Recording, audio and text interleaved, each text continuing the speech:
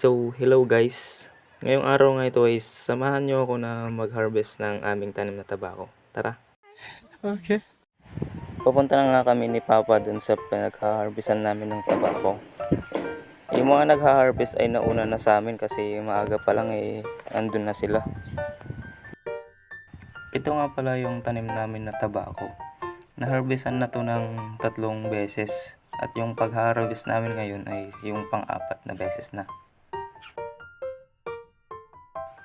Ganito pala yung pag-harvest ng tabako. Tinatanggalan nila ng 2 to 3 leaves bawat isa. Depende pa yan kung marami yung hinog sa isang tanim. Pagkapos nga naming ma-harvest yung tabako pinunta na namin dito sa bahay. At dito na rin namin tutuhugin. At syempre kailangan may video rin ako, di ba?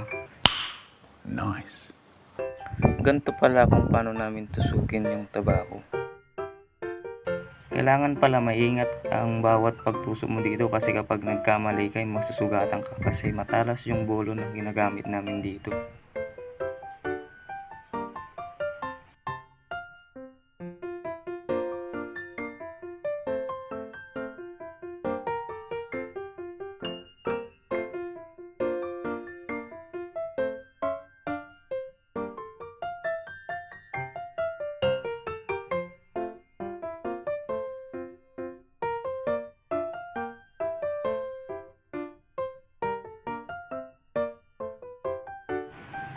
Kapag napuno ng namin yung isa, lalagyan na namin to ng stick at yun yung pangsasabit namin mamaya dun sa pugon.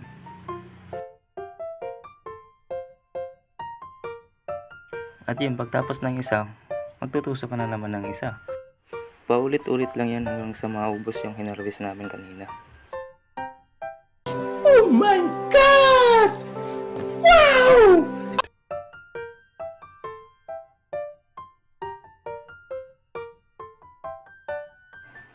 Dito nga ay malapit na kaming matapos. Kita nyo naman yung mga trabador namin. Pagod na yan.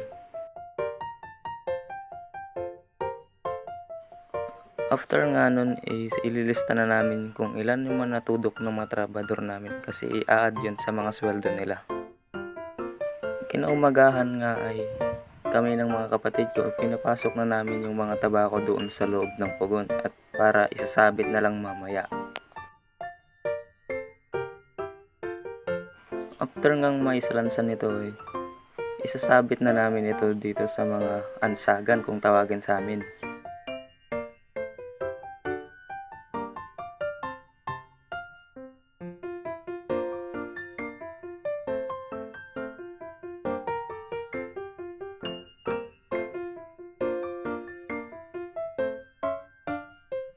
So after ngang mailagay lahat ng tabako dito sa loob ng pugon, lulutuin na ito ni Papa ng 1 week. Damn! Oo, 1 week. Tapos tuloy-tuloy pa dapat yung apoy at saka hindi dapat humina o lumakas para tansyado talaga yung pagkaluto nito. Yeah, boy. So that's all for this video. Thank you and bye-bye.